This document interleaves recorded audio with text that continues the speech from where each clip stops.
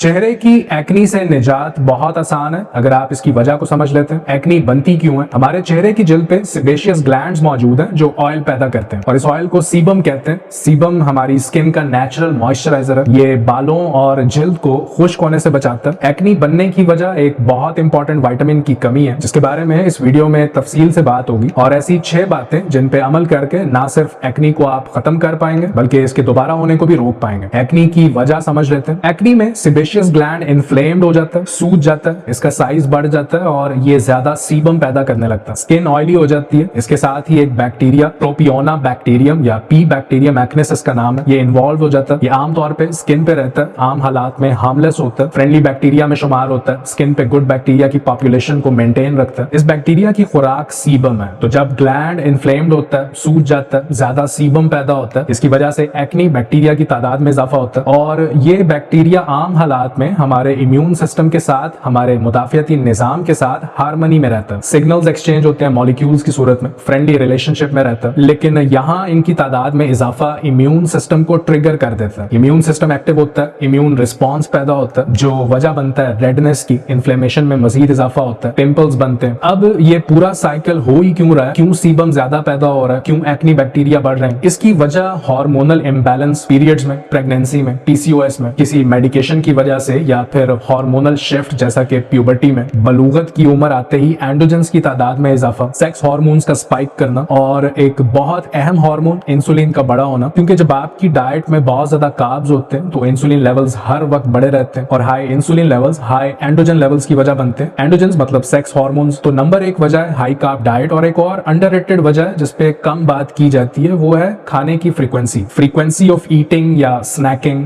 हर वक्त कुछ खाते रहना भी इंसुलिन लेवल्स को हाई रखता है। तो हाई कार्ब डाइट और स्नैकिंग का combination, in fact deadly combination, insulin के बढ़ने की वजह बनता है जो वजह बनता है एक्नी फॉर्मेशन की। तो अगर एक्नी से निजात हासिल करनी है तो डेफिनेटली लो कार्ब डाइट पे आना होगा और इंटरमिटेंट फास्टिंग शुरू करनी होगी। इंटरमिटेंट फास्टिंग के जिसमें 12, 16 या 20 घंटे के लिए आप कुछ नहीं खाते और दिन के बाकी घंटों में खाना खा सकते हैं। स्नैकिंग अलाउड नहीं होती, हर वक्त कुछ खाते रहना अलाउड नहीं होता। फास्टिंग पे पिछली वीडियो में बात हो चुकी है। तो स्नैक्स को कट डाउन कर दें और सिर्फ इतना करने में ही आप एक बहुत बड़ा फर्क देखेंगे। इंटरमिटेंट फास्टिंग की वजह से स्किन अच्छी हो जाती है, स्किन ग्लो करती है। अब बात करते हैं विटामिन डी की कमी कैसे एक्नी की वजह बनती है। विटामिन डी प्रोपियोना बैक्टीरियम एक्नेस की ग्रोथ को कंट्रोल करता है, इसकी तादाद को बढ़ने से रोकता है। तो जब विटामिन डी लेवल्स बॉडी में कम होते हैं तो बॉडी इस बैक्टीरिया की ग्रोथ का कंट्रोल लूज कर देती है। Vitamin D directly oil production को कंट्रोल करता है, सीबम कम बनेगा, इन्फ्लेमेशन, स्वेलिंग और सेबेशियस ग्लैंड एनलार्जमेंट में कमी होगी। सेबेशियस ग्लैंड सेल्स श्रिंक होना शुरू हो जाएंगे और अगर पीसीओएस की बात करें, पॉलीसिस्टिक ओवेरियन सिंड्रोम, तो यहाँ वैसे ही विटामिन डी लेवल्स बॉडी में डाउन रहते हैं, विटामिन डी की कमी रहती है। फिर विटामिन डी एंड्रोजन्स को भी कंट्रोल में रखता है और मेजॉरिटी पॉपुलेशन विटामिन डी की कमी का शिकार है, स्पेशली टीनेजर्स। डाइट से विटामिन डी की कमी को पूरा करना इम्पॉसिबल है, आपको बहुत ज्यादा सन एक्सपोजर चाहिए। फिर उसके बाद high carb diet vitamin D levels को कम करती है, high sugar levels, added sugar intake vitamin D levels को कम करते हैं। यही वजह है कि डायबिटिक पेशेंट्स हमेशा विटामिन डी डेफिशिएंट होते हैं, इनमें विटामिन डी की कमी रहती है। फिर गैस्ट्रोइंटेस्टाइनल इश्यूज हैं, खाने का निजाम सही से विटामिन डी जज भी नहीं कर पा रहा। तो विटामिन डी की कमी की बहुत सी वजूहात हैं और एक्नी से बचने के लिए विटामिन डी लेवल्स का बॉडी में सही रहना बहुत जरूरी है। पहले नंबर पे जो मैं रेकमेंड करूंगा वो है 20,000 IUs of vitamin D3 per day for at least 6 weeks. 6 हफ्तों के लिए 20,000 IUs आपको लेने हैं, फॉलोड बाय लो